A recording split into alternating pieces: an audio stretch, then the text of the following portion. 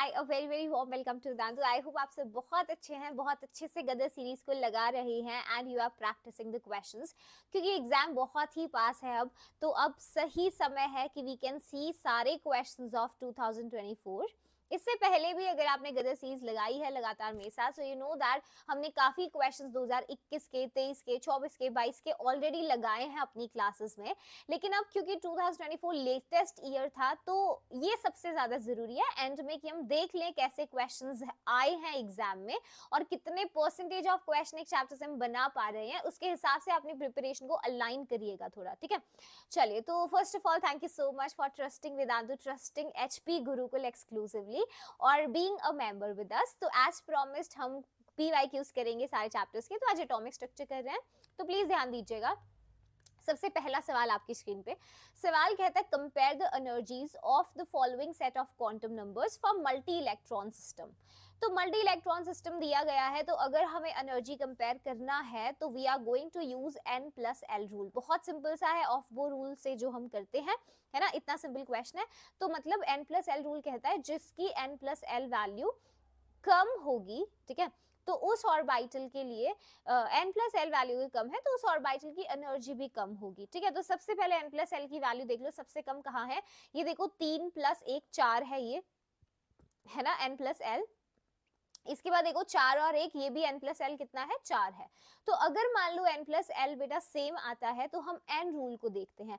N rule कहता है जितनी कम N की वैल्यू है उतनी ही कम एनर्जी होगी। तो देखो C ऑप्शन में N की वैल्यू 3 है और E में 4 है, तो यानी लीस्ट एनर्जी C की है हमारे पास। और ऐसा एक ही ऑप्शन दिया गया था और आगे करने की जरूरत ही नहीं थी, बट एक बार देख लेते हैं हम करें तो।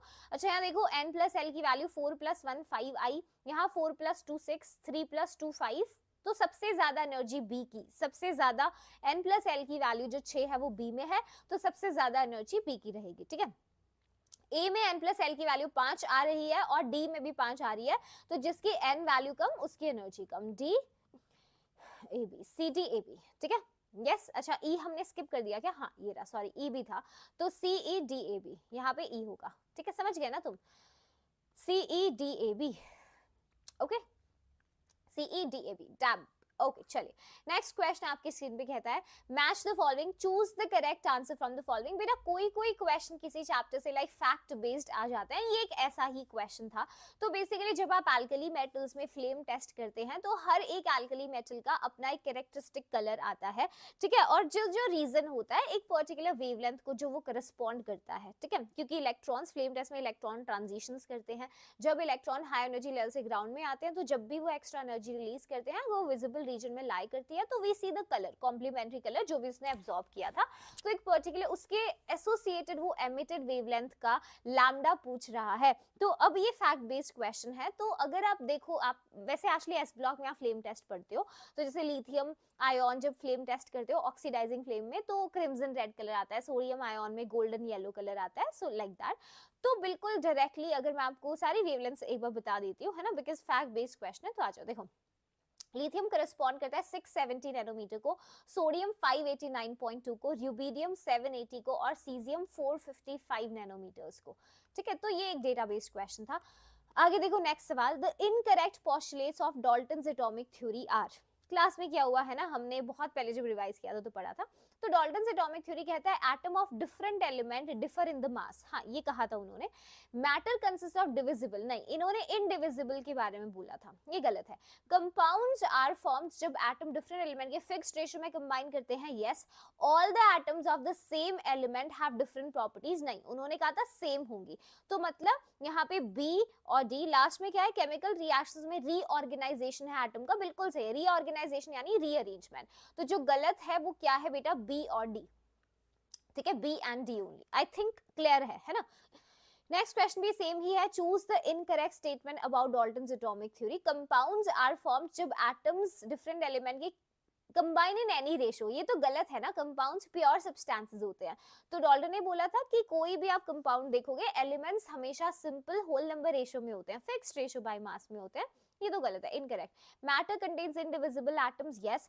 केमिकल रिएक्शन रीऑर्गेनाइजेशन है, सारे एटम्स एक ही एलिमेंट के आइडेंटिकल है मासेस में, बिल्कुल सही बात है। Next, number of radial nodes क्या है 2p ऑर्बिटल के लिए?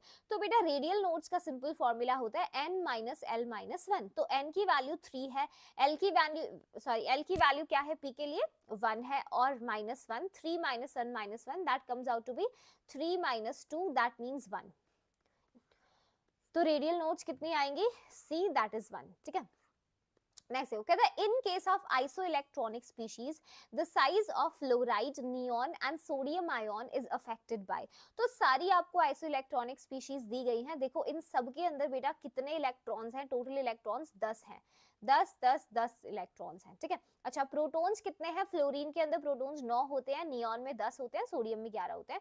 तो क्लियरली अगर आप देखो तो जो इनका साइज है वो कैसे इंपैक्ट होता है, 11 प्रोटॉन्स 10 इलेक्ट्रॉन को बहुत टाइटली अट्रैक्ट करेंगे तो छोटू साइज होगा। ठीक है, नियॉन में तो चलो हिसाब बराबर है। और फ्लोराइड के अंदर अगर आप चेक करोगे तो फ्लोराइड में 9 प्रोटॉन्स को 10 इलेक्ट्रॉन को पकड़ना है, तो साइज बहुत ज्यादा है ना, लाइक बढ़ जाता है। तो ये सारा जो साइज का हम कंपैरिजन करते हैं दैट्स बिकॉज न्यूक्लियर चार्ज का क्या इफेक्ट होता है, रादर इफेक्टिव न्यूक्लियर चार्ज के हिसाब से। ठीक है,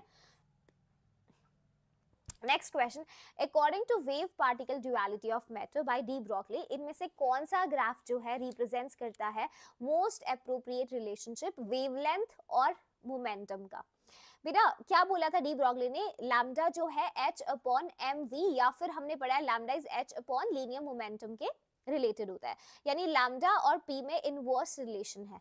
ठीक है, तो अगर मैं लैम्डा और p का, देखो लैम्डा वर्सेस 1/p का ग्राफ बनाऊं तो ये तो स्ट्रेट लाइन आना चाहिए, है ना? ओके, ये तो गलत है। चलो p और लैम्डा का स्ट्रेट लाइन नहीं आ सकता, इनवर्स रिलेशन है लैम्डा p, ये गलत है। अच्छा लैम्डा वर्सेस p क्योंकि इनवर्सली रिलेटेड है, दो इनवर्सली रिलेटेड फंक्शंस का ग्राफ रेक्टेंगुलर हाइपरबोला आता है। सही है ये चीज? जल्दी बताओ, रेक्टेंगुलर हाइपरबोला। ठीक है, नेक्स्ट देखो कहते हैं 4 क्वांटम नंबर्स हैं for the electron in the outermost orbital of potassium atom जिसका एटॉमिक नंबर 19 है, तो क्या होंगे? तो जो 4 क्वांटम नंबर्स हैं आपको दे रहे, हाँ उसने पूछा है पोटेशियम। देखो पोटेशियम का एटॉमिक नंबर है 19, कॉन्फ़िगरेशन पूरी लिख देते हैं 1s2 2s2 2p6 3s2 3p6। इसके बाद इलेक्ट्रॉन कहां पर जाएगा? 4s1 के अंदर। तो n देखो वैलेंस इलेक्ट्रॉन में, वैलेंस इलेक्ट्रॉन 4s के अंदर है तो n की वैल्यू 4 है। यहाँ पे ना ये L है, 1 नजर आ रहा होगा, दिस इज L। ठीक है, L की वैल्यू S सब शेल के लिए 0 होता है, तो मैग्नेटिक क्वांटम नंबर भी 0, स्पिन कुछ भी हो सकता है, वी आर नॉट श्योर कि प्लस हाफ ही हो या माइनस हाफ, हाँ प्लस हाफ या माइनस हाफ में से कुछ भी। तो 400, ये गलत है, 400 स्पिन प्लस हाफ। ठीक है, option number B is the correct answer, कर सकते हैं, इजी। नेक्स्ट देखो कहता है स्टेटमेंट नंबर 1 कहती है the orbital having same energy are known as degenerate orbitals. ये तो बचपन से 9th में ही पढ़ा देते हैं। यस, जिन ऑर्बिटल्स के सेम एनर्जी है वो डीजेनरेट ऑर्बिटल्स होते हैं। In hydrogen atom 3p and 3d orbitals are not degenerate orbitals. ये फॉल्स स्टेटमेंट है बेटा। Hydrogen atom single electron species है और सिंगल इलेक्ट्रॉन स्पीशीज में n वैल्यू अगर सेम है तो उन सब की एनर्जी बराबर होती है। जैसे 1s है, 1s से ज्यादा एनर्जी 2s की होगी, लेकिन 2s और 2p की बराबर होगी। ठीक है, उसके बाद 3s है, 3p है, 3d है, इनकी वैल्यू मतलब एनर्जी बराबर होगी। तो n के साथ हम n के ऑर्डर में उसकी एनर्जी को अरेंज करते हैं। अगर n वैल्यू सेम होता है तो डिफरेंट सबशेल्स की सेम एनर्जी होती है। हालांकि मल्टी इलेक्ट्रॉन में ऐसा नहीं होता। मल्टी इलेक्ट्रॉन में 1s 2s जो आप करते हो अपना normal order 1s 2s 2p 3s 3p like that, इस ऑर्डर में हमारा होता है। ठीक है, तो इसका answer statement 1 is true but statement 2 is false. ठीक है, तो ये सिंपल सा आंसर है। I think that is clear. तो देखो सिंगल इलेक्ट्रॉन स्पीच में एनर्जी सिर्फ प्रिंसिपल क्वांटम नंबर n पे डिपेंड करता है, जबकि मल्टी इलेक्ट्रॉन में n प्लस l दोनों पे ही हम देखते हैं। ठीक है, आई थिंक आवाज सही से आ रही है, कोई इशू हो तो बता देना मुझे। ओके, नेक्स्ट देखो मैच 1 to 2 लिस्ट को मैच करना है। कहता है choose the correct answer from the option. Lyman series, बामर, Paschen और फंड सीरीज कहाँ लाई करती है? तो लाइमन सीरीज मेरा अल्ट्रा वायलेट रीजन में लाई करता है, तो ए का 2 होगा। बामर कहाँ लाई करता है? विजिबल के अंदर, बी का 4 होगा। ए का 2, बी का 4, कौन सा? ऑप्शन नंबर ए।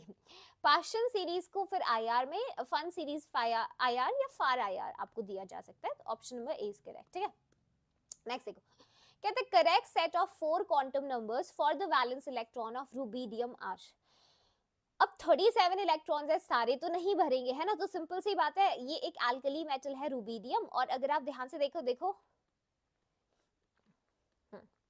लिथियम सेकंड पेयर्ड एलिमेंट है, ठीक है, ये थर्ड, फोर्थ और फिफ्थ पीरियड है। ठीक है, तो आपने इससे पहले क्रिप्टॉन को फिल किया होगा 36, तो अगला इलेक्ट्रॉन कहाँ जाएगा 5s1 के अंदर। तो n की वैल्यू क्या है बेटा, n देखो पीरियड से तुम्हें n की वैल्यू पता चल जाती है, और जनरल कॉन्फ़िगरेशन एल्कली मेटल्स की क्या होती है, ns1 होती है, और n की वैल्यू इसकी पीरियड से पता चल गया, तो इसकी कॉन्फ़िगरेशन वैलेंस चल गई 5s1 है। ठीक है, n की वैल्यू 5, अच्छा l और क्या पूछा है, क्वांटम नंबर्स ना, l की वैल्यू 0 हो जाएगा, अगर l आपका 0 है तो m भी 0 होगा, और स्पिन कुछ भी दिया हो सकता है, प्लस हाफ या फिर माइनस हाफ। ठीक है, तो 500 plus half we are having. ठीक है, hi okay guys, hi, a very very warm welcome to दांतु। आई होप आप सब बहुत अच्छे हैं, बहुत अच्छे से गदर सीरीज को लगा रहे हैं and you are practising the questions, क्योंकि एग्जाम बहुत ही पास है अब, तो अब सही समय है कि वी कैन सी सारे क्वेश्चंस ऑफ 2024।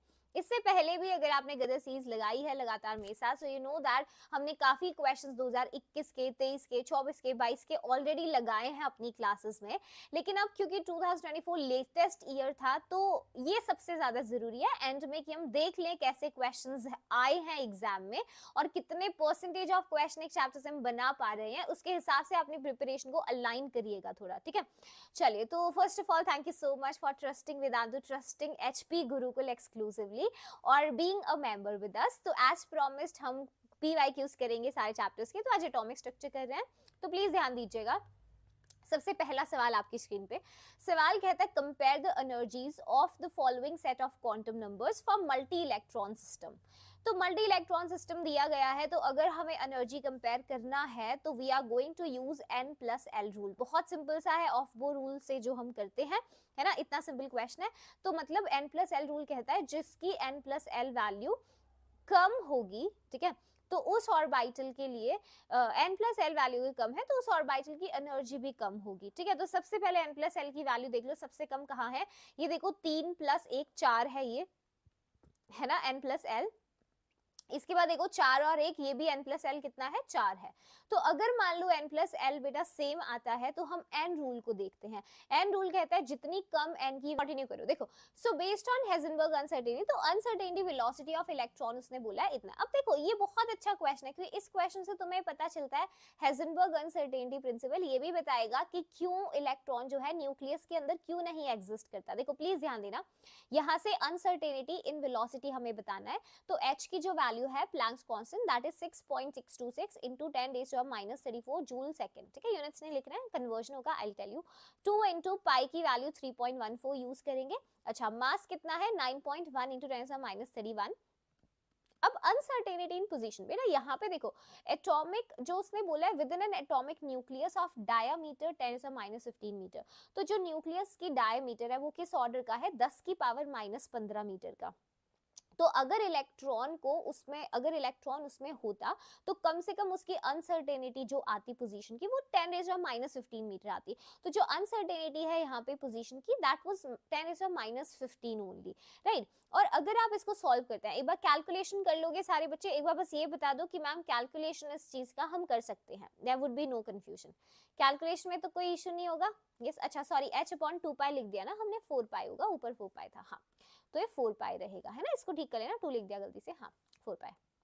ओके, अब इसको अगर आप सॉल्व करोगे, तो अगर वैल्यूज आप चेक करोगे, तो this value will come out to be 57 into 10⁻9 metre पर सेकंड की ऑर्डर की। एक बार वैल्यू चेक कर लेते हैं, are we getting this answer 57 something into 10⁻9 है ना, करके पूछा। यस, देखो 57 into 10⁻9 मीटर पर सेकंड। अब यहाँ पे देखो ब्यूटीफुल चीज ये है कि जो अनसर्टेनिटी इन वेलोसिटी आई है, वो स्पीड ऑफ लाइट से भी ज्यादा है। तो समझ रहे हो, अगर इलेक्ट्रॉन होता न्यूक्लियस में, तो अनसर्टेनिटी स्पीड ऑफ लाइट से भी ज्यादा आती। तो इसका मतलब electron can not be found with in the nucleus, है ना। तो एक क्वेश्चन, ये डेटा आपको जो फाइनल आंसर है वो इस बारे में भी इंफॉर्मेशन देता है। तो फ्रॉम हेजनबर्ग अनसर्टेनिटी हम ये कैलकुलेशन में अनसर्टेनिटी निकाल कर हम पता लगा सकते हैं। ठीक है, तो यही पूछा था, uncertainty in velocity of the electron to be found within an atomic nucleus of diameter. तो इलेक्ट्रॉन न्यूक्लियस के अंदर नहीं पाया जाएगा, क्योंकि अनसर्टेनिटी हमने उसकी अभी निकाली है कि कितनी आएगी वेलोसिटी में, है ना, स्पीड ऑफ लाइट से भी ज्यादा अनसर्टेनिटी होगी। Okay, that was nice question. चलो नेक्स्ट देखो, the wave number for a radiation having lambda दिया गया है 5800 एंगस्ट्रॉम इज। वेव नंबर क्या होता है बेटा, रेसिप्रोकल ऑफ द वेवलेंथ, ठीक है। तो वेव नंबर कितना आएगा, 1 अपॉन लैम्डा जो है दैट इज 5800 एंगस्ट्रॉम। तो अब इसको कैलकुलेट कर सकते हो, आगे बोलो। मतलब ऐसे क्वेश्चन आए हैं जी 2024 में, देख रहे हो, the calculations are also so low कि आपको बिल्कुल भी टाइम नहीं लगेगा इसको कैलकुलेट करने में, ठीक है। देखो एक एंगस्ट्रॉम क्या होता है, 10 की पावर माइनस 10 मीटर, या बोलो 10⁻⁸ सेंटीमीटर के बराबर होगा। तो 1 upon 5800 into 10 raised to power minus 8 centimetre. Okay, is that fine? Yes कर सकते हो आराम से। तो वेव नंबर आएगा 17241। एक बार आंसर चेक कर लेंगे, ठीक है। इसके ऑर्डर का कुछ, अच्छा x इंटू 10 सेंटीमीटर इनवर्स पूछा है, तो इसको हम एक्सप्रेस कर देंगे, जस्ट आंसर चेक कर लो। हाँ, 17241 वी हैव कैलकुलेटेड, 17241। तो अगर मुझे 10 का अलग करके लिखना है तो we can separate and just write it 1724 into 10, है ना, मतलब लगभग उसके बराबर होगा। 1724 is the value of x, ठीक है। नेक्स्ट क्वेश्चन देखो, क्वेश्चन कहता है अ हाइपोथेटिकल इलेक्ट्रोमैग्नेटिक वेव आपको दिखाई गई है। एक हाइपोथेटिकल क्या है, इलेक्ट्रोमैग्नेटिक वेव है, ठीक है। ओके, ये रहा वेव, दिख रहा है ना तुम्हें सही से? ओके, क्योंकि ये ब्लैक एंड व्हाइट में नहीं है, तो अगर व्हाइट कलर ना दिखे बता देना। कहता है फ्रीक्वेंसी जो है वेव की, frequency of the wave is x into 10⁻19 hertz. तो x की वैल्यू क्या है? अब प्लीज ध्यान से देखो, हाइपोथेटिकल इलेक्ट्रोमैग्नेटिक वेव हमें दिया गया है, तो इस वेव को देख के एक चीज समझ में आ रहा है। अगर आप देखो ये जो डिस्टेंस है आपका दो कॉन्जिक्यूटिव क्रेस्ट का, है ना, या ट्रफ का, वो लैम्डा होता है। हमें इतना डिस्टेंस दिया गया है, can you see that, 1.5 picometre. तो एक बात बताओ, लैम्डा अगर मुझे निकालना होता, एक लैम्डा इसके बराबर होता, ठीक है। इसका मतलब यहां से देखो, this portion, this and this, मतलब ये जो वैल्यू दी गई है इसका 4 गुना, देखो ये, फिर उसके बाद ये 3 और 4, है ना, ये डिस्टेंस पूरा आता है लैम्डा के बराबर, जो कि होगा 1.5 इंटू 4 पिकोमीटर के बराबर। यही हमारा लैम्डा है, ठीक है। तो हमें यहाँ ग्राफ से हेल्प मिल गई कि हमें लैम्डा पता चल गया, 1.5 into 4 that will come out to be 6 picometre, ठीक है। अच्छा, तो फ्रीक्वेंसी उसने पूछा, लैम्डा पता चल गया, फ्रीक्वेंसी, अच्छा sorry not wave number, frequency उसने पूछा है। तो फ्रीक्वेंसी क्या होती है, c अपॉन लैम्डा। c क्या है, speed of light 3 into 10⁸8 metre पर सेकेंड। सॉल्व कर सकते हो? यस, हाँ जी। लैम्डा क्या है, 6 पिकोमीटर, 1 पिकोमीटर 10 की पावर माइनस 12 मीटर के बराबर होता है। तो can we solve this? Yes. Okay, -12 को ऊपर ले जाना, +12 बनेगा। तो this will come out to be 0.5 into 10⁻20 second inverse, ठीक है। ये आ रहा है, चेक कर लो। अच्छा, हमें यहाँ से कैसे लिखना है, 10 की पावर 19 में अलग करके लिखना है, तो that is 5 into 10⁻19 second inverse is nothing but hertz only, तो 5 इज द आंसर, ठीक है। आ गया? देखो बहुत छोटे छोटे क्वेश्चन थे, एटॉमिक स्टेशन तो आधे घंटे से भी पहले खत्म हो सकता है, राइट। तो इतनी कोई कैलकुलेशन नहीं इसके जो है पीवाईक्यूज उसमें आई थी 2024 के अंदर। ओके, नेक्स्ट देखो कहते हैं for hydrogen atom energy of an electron in first excited state is, आपको पहली एक्साइटेड स्टेट में एनर्जी दी गई है, kinetic energy of the same electron of hydrogen atom is x electron volt. तो जो total energy first excited state में वो दे रखी है। काइनेटिक एनर्जी और टोटल एनर्जी का रिलेशन बेटा बोस मॉडल से हम पढ़ते हैं, काइनेटिक एनर्जी होती है negative of total energy, yes और नो बताओ, होती है? यस। अच्छा, वो total energy first excited state की है 3.4 इलेक्ट्रॉन वोल्ट माइनस का, तो kinetic energy will be plus 3.4 electron volt, ठीक है। जिसको हम कैसे लिख सकते हैं, ये शॉर्टकट तरीका है इसको करने का, जिसको हम लिख सकते हैं 34 इंटू 10⁻1 इलेक्ट्रॉन वोल्ट, कर सकते हो। तो answer will come out to be 34। अगर सीधा रिलेशन नहीं पता था तो थोड़ा सॉल्व करके भी you could have done it, ठीक है। नेक्स्ट देखो, कहता है फ्रीक्वेंसी जो है डी ब्रॉगली वेवलेंथ की, frequency you are provided with de Broglie wavelength in Bohr's orbit of hydrogen atom is इतना, ठीक है। उन्होंने पूछा है हमसे कि what is the final value. Visible है? कोई भी दिक्कत है पूछ लेना एक बार, ठीक है।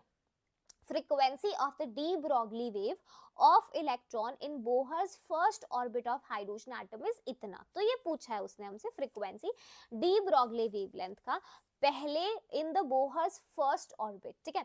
डी ब्रॉगली वेवलेंथ क्या होता है, h अपॉन mv। तो यहाँ पे थोड़ा सा हम क्या करेंगे, थोड़ा सा एक्सप्रेशन को रीअरेंज करके इसको सॉल्व करेंगे, ठीक है।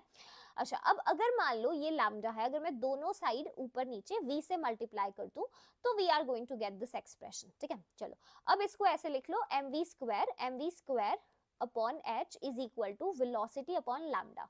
तो मुझे बताओ वेलोसिटी अपॉन लैम्डा जो है, क्या ये फ्रीक्वेंसी के बराबर होता है, speed of light upon lambda, c upon lambda frequency.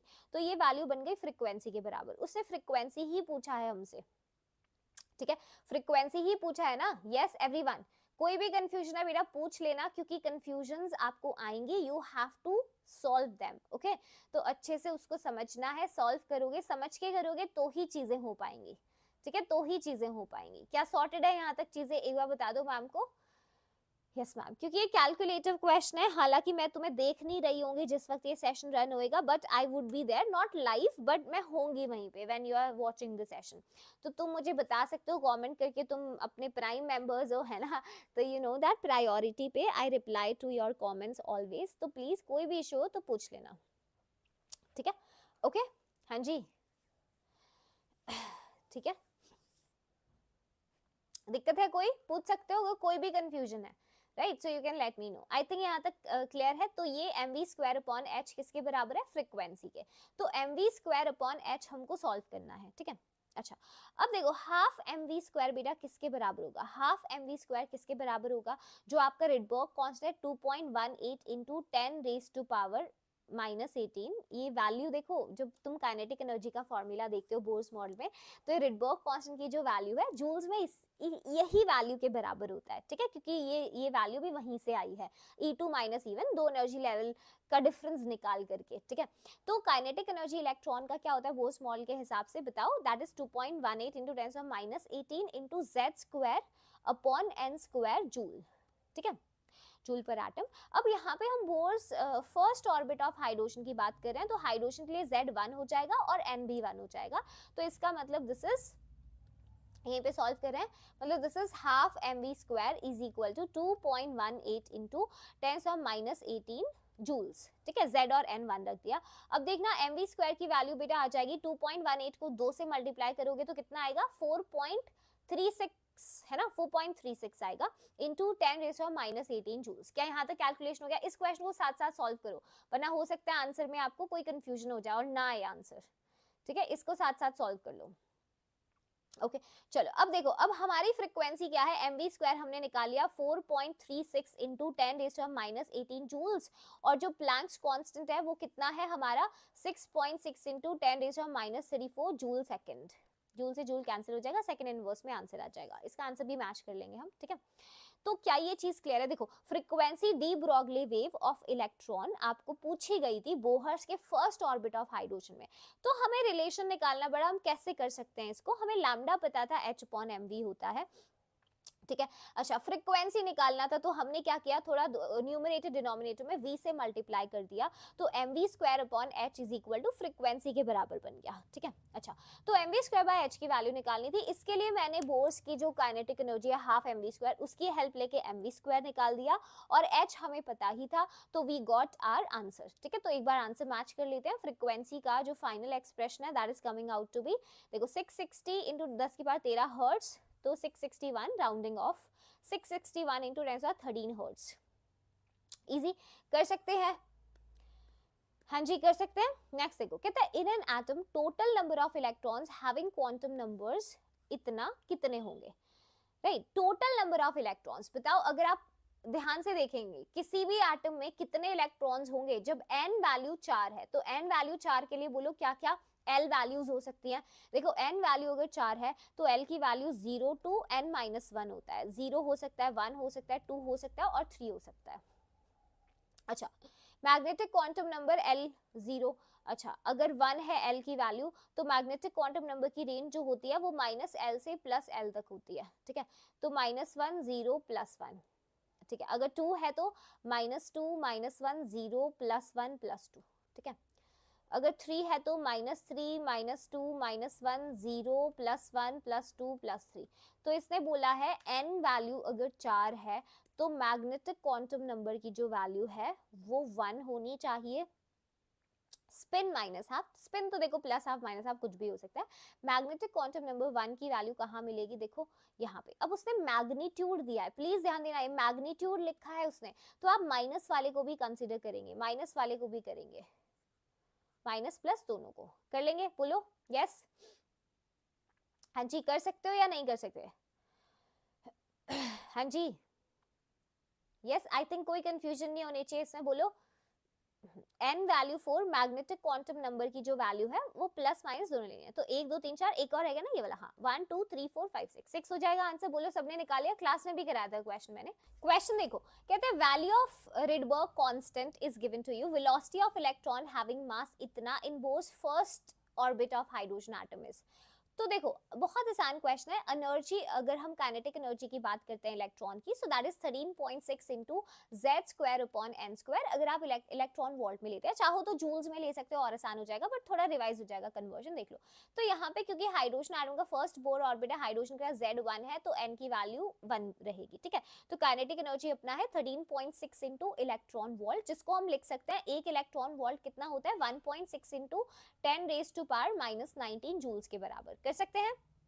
Okay अब हमें पता है काइनेटिक एनर्जी होता है हाफ mv स्क्वायर, तो काइनेटिक एनर्जी तो है ही अपने पास जूल्स में, 13.6 इंटू 1.6 इंटू 10⁻⁻⁹ जूल्स। अच्छा हाफ एज इट इज, जो मास है इलेक्ट्रॉन का 9.1 इंटू 10⁻31 किलोग्राम्स होता है, और v स्क्वायर हमको v की वैल्यू निकालनी है, ये पूछा है उसने। देखो velocity of electron having this much mass, ठीक है। ओके सही है वाली चीज, बोलो 13.6। अब जूल, अब तुम सोचोगे मैम आंसर की वैल्यू मीटर पर सेकंड में कैसे आएगी, ये आ सकता है क्या? तो बेटा आप जूल्स को देखो, एक जूल किसके बराबर होता है, 1 kilogram metre square second square -2 होता है। यस बोलो, हाँ जी 1 जूल की वैल्यू ये सबको पता है, 1 जूल्स। यस देखो अगर कोई भी आपको कंफ्यूजन हो तो आप पूछ सकते हैं, I might not see the session, है ना, मतलब लाइव आपको नहीं मिलूंगी, बट दैट इज श्योर कि आपको रिप्लाई जरूर मिल जाएगा, क्योंकि आप तैयारी के इतने करीब हो। तो कोई भी अगर आपका डाउट हो बेटा या वैसे कोई चीज हो तो मुझसे पूछ लेना, ठीक है, कोई दिक्कत नहीं आएगी। फाइन, हाँ जी तो कमेंट कर सकते हो तुरंत, कोई क्वेश्चन भी नहीं समझ आया तो you can ask that. Yes fine, okay ठीक है, चलें आगे। इसको सॉल्व कर सकते हो वी स्क्वायर की वैल्यू, तो एक बार मैच कर लेते हैं। तो वी स्क्वायर यहाँ से व्हेन वी सॉल्व इट, तो अगर जूल के तरीके से जाते तो आप देखो जूल से करना और आसान हो जाता है। यहाँ पे मैंने एक स्टेप एक्स्ट्रा ही करा दिया कि मैंने इलेक्ट्रॉन वॉल ले लिया, तो ये स्टेप फालतू का हो गया हमारा। हालांकि इसने वैल्यू रिडबर्ग कांस्टेंट की हमें दे रखी थी। जब तुम एनर्जी को जूल्स में लिखते हो ना, तो इधर आओ, देखो जूल्स में काइनेटिक एनर्जी का फॉर्मूला यही होता है, जो रिडबर्ग कांस्टेंट है यही वैल्यू होती है जूल्स में, क्योंकि रिडबर्ग कांस्टेंट भी तो E2 माइनस E1 जो एनर्जी डिफरेंस है वहीं से आया है ना। तो दिस इज लाइक 2.18 इंटू 10 की power -18 into Z square upon n square joule, और आसान हो जाता तब। Just to revise the formula हमने कर लिया, ये और ये तो 1 था, तो यहाँ पे काइनेटिक एनर्जी की वैल्यू सिर्फ इतना जूल आता, उसको हाफ mv स्क्वायर के बराबर रख के v की वैल्यू निकाल लेते, कर सकते हो। तो वेलोसिटी आएगी 21.8 इंटू 10 की पावर 5 मीटर पर सेकंड, ठीक है। इजी, आई थिंक तुमने ऐसे किया होगा बहुत सारे बच्चों ने, विच इज फाइन। जिस तरीके से तुम कॉन्फिडेंटली आराम से जल्दी सॉल्व कर पाते हो दैट इज बेटर, और वो ही अच्छा तरीका है। फाइन, ठीक है, यस ओके। नेक्स्ट देखो, the maximum number of orbitals which can be identified, जिसमें n की वैल्यू 4 है। अच्छा n की वैल्यू 4 है तो l की वैल्यू क्या होगी, 0 1 2 और 3, ठीक है। और मैग्नेटिक क्वांटम नंबर होगा 0, यहाँ पे होगा -1 0 +1, यहाँ पे होगा -2 -1 0 +2 +1, ठीक है। और इधर होगा -3, यस -3 -2 -1 0 +1 +2 +3। इसने बोला जब n 4 है और मैग्नेटिक क्वांटम नंबर वैल्यू कितनी है, 0 है, तो कितने केसेस हैं इसमें, देखो ये वाला होगा एक केस, दिस 2 3 एंड 4, तो 4 विल बी द आंसर, बोलो एवरीवन, हाँ जी 4 will be the answer, 4 cases होंगे ऐसे। अगला क्वेश्चन कहता है the de Broglie's wavelength of an electron in the 4th orbit is, repeated सवाल है, ये सवाल काफी बार पूछा जा चुका है, जिसमें बहुत फेमस रिलेशन हम डी ब्रॉगली वेवलेंथ का और बोर मॉडल का 2 pi r is equal to n lambda के बराबर होता है, ठीक है। तो ये कहता है कितनी डी ब्रॉगली वेवलेंथ क्या है इन द फोर्थ ऑर्बिट, तो एन की वैल्यू 4 है, तो 2 pi r is equal to 4 lambda. R क्या है बेटा, आर क्या है बोलो, ये तो याद होगा, रेडियस, हाँ yes, Bohr's radius into n square upon Z angstrom, ठीक है, अगर हम एंगस्ट्रॉम में ले रहे हैं, राइट, ओके। तो यहाँ से देखो बोर्स रेडियस की वैल्यू क्या होगी, एन की वैल्यू कितनी है 4, 4 का square 16, 16 A not, 16 A not, Z 1 ही रहेगा, हाइड्रोजन है, तो 2 इंटू पाई इंटू आर है 16 times of a not upon 4 is equal to lambda, 2 2 जार 4, 2 8 जार 16, लैम्डा होगा 8 पाई ए नॉट, लैम्डा होगा 8 पाई ए नॉट। कर लिया सबने, बोलो हाँ जी, सिंपल है, इजी है, yes, done everyone, okay nice. Next देखो, कहते हैं ionisation energy of sodium in kilogram per mole if electromagnetic radiation of wavelength 242 nanometre is just sufficient to ionise the sodium atom. देखो ionisation energy of sodium kilo joule में कितनी होगी, अगर electromagnetic radiation आपने 242 nanometre डाला है तो उसकी एनर्जी के बराबर, अगर आप एनर्जी कैलकुलेट कर लेंगे इलेक्ट्रॉन वोल्ट में, तो हम शॉर्टकट निकाल सकते हैं 1240 अपॉन लैम्डा, अगर नैनोमीटर में दे रखा है तो यहाँ इस फॉर्मूले से एनर्जी इलेक्ट्रॉन वोल्ट में आती है, तो एनर्जी निकलेगी 1240 अपॉन लैम्डा है 242 नैनोमीटर, तो this is going to come in electron volt, देख लो 5.12 इलेक्ट्रॉन वोल्ट आएगी। कर लिया, एक बार चेक कर लो कोई भी कंफ्यूजन है, ये ठीक है यहाँ तक चीजें, बोलो हाँ जी, क्लियर है यहाँ तक, यस। तो मतलब आयनाइजेशन एनर्जी जो है सोडियम की वो किसके बराबर होगी, it will be equal to the energy possessed by the electron, है ना, with the radiation, possessed by the radiation of wavelength 242 nanometre, जो हम ऐसे निकालेंगे 5.12 इलेक्ट्रॉन वोल्ट, ठीक है, निकालिए सबने, हाँ जी। तो अब क्या करेंगे, ये इलेक्ट्रॉन वोल्ट में आया है, we will first convert it into the joules, ठीक है, जूल्स में क्या आएगा 5.12 एक इलेक्ट्रॉन वोल्ट, वही 1.6 into 10 raise to power -19 joules के बराबर, ठीक है, जूल्स में ले लिया हमने, यस बोलो हाँ जी। चलिए अब ये जूल में एनर्जी आई है, अब हमें बताना है किसके लिए, बोलो we have to tell per mole. देखो ionisation energy of sodium in kilo joules per mole, तो पर एटम की है, और एक मोल के लिए क्या करेंगे, एक मोल एवोगाड्रो नंबर से मल्टीप्लाई कर देंगे। पहले तो इसको देख लो, जूल्स में अगर वैल्यू निकालोगे तो 8.21 इंटू 10 की पावर -19 जूल आएगा। 5.12 को हमने 1.6 से मल्टीप्लाई कर दिया, राउंड ऑफ रफली इतनी वैल्यू आई है, बस सॉल्व कर लो, ठीक है।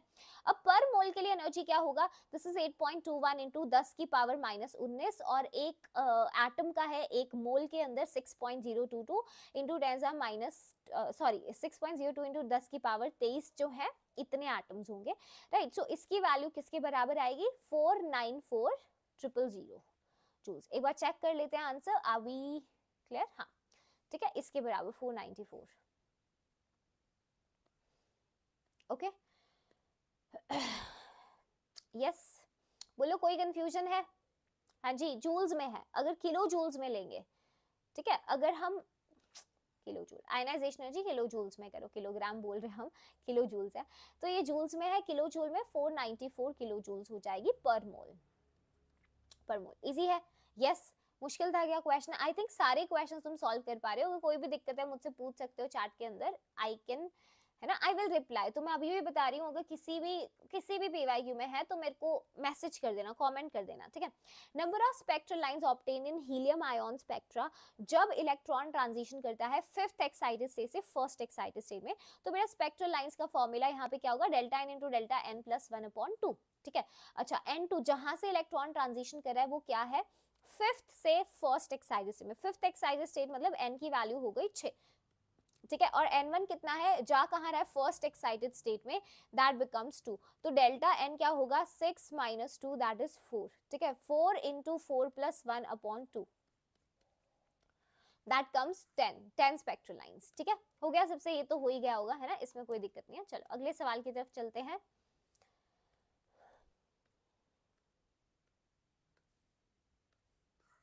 अगला चैप्टर कौन सा चाहिए पीवाईक्यू में, एक बार कमेंट करके बता दो। The number of electrons present in all the completely filled subshells having n as 4, s as plus half किसके बराबर होगा? ऐसे क्वेश्चंस कितने ज्यादा हैं तुम खुद से बता दो. नंबर ऑफ इलेक्ट्रॉन्स सारी कंप्लीटली फिल सबशेल्स में जिनकी n की वैल्यू 4 है तो क्या होगा? 4s होगा, 4p होगा, 4d होगा और 4f भी फिल होगा. यस. टोटल इलेक्ट्रॉन्स कितने आएंगे? s के अंदर एक ऑर्बिटल है, 2 इलेक्ट्रॉन आ सकते हैं. p में 3 ऑर्बिटल है, 6 इलेक्ट्रॉन आ सकते हैं. d के अंदर 5 है, 10 आ सकते हैं. 4f में 7 ऑर्बिटल है, 14 इलेक्ट्रॉन आ सकते हैं. अब इसमें टोटल इलेक्ट्रॉन्स कितने हो गए चेक कर लो. यस. टोटल इलेक्ट्रॉन्स कितने हैं? 32 हैं. 32 इलेक्ट्रॉन्स है. 32 में से 16 इलेक्ट्रॉन ऐसे होंगे जिनका प्लस हाफ स्पिन होगा और 16 ऐसे होंगे जिनका माइनस हाफ स्पिन होगा. तो इसने प्लस हाफ के लिए पूछा है तो 16 ही होंगे उसमें तो होंगे. यस बोलो. इजी है, सबका हो गया. यस. तो बेटा ये क्वेश्चंस थे जो एटॉमिक स्ट्रक्चर से अभी 2024 में आए थे. तो we have covered all the questions. अगर कुछ भी मिस हुआ तो कमेंट करके पूछ सकते हो. राइट. तो आई थिंक तुम मैक्सिमम सवाल बना पाए. अगर नहीं बनाए एक बार गदर को रिवाइज कर लेना. और अगर किसी क्वेश्चन में तुमको लगा इशू था ज्यादा, लेट मी नो. एक बार कैलकुलेशंस वाला स्टेप पूरा जरूर सॉल्व कर लेना ताकि एग्जाम में आंसर आ जाए. ठीक है. तो ये छोटा सा ही चैप्टर था. नेक्स्ट चैप्टर में मिलेंगे and just keep on practicing the questions. Exam day तक confident रहो. We are together in this. So stay connected. Okay. Take care guys. All the best. Bye. See ya.